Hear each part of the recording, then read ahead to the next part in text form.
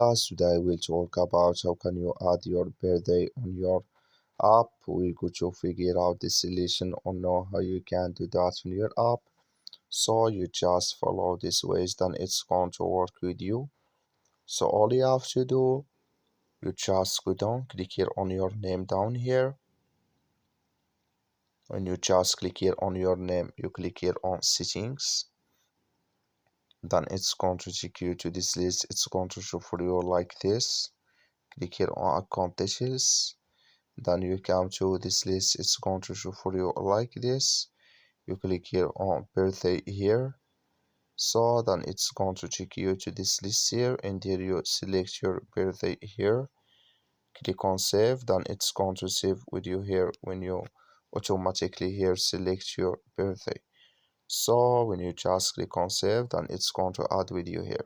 That's all. Thank you for watching. Don't forget to support us by liking and subscribe.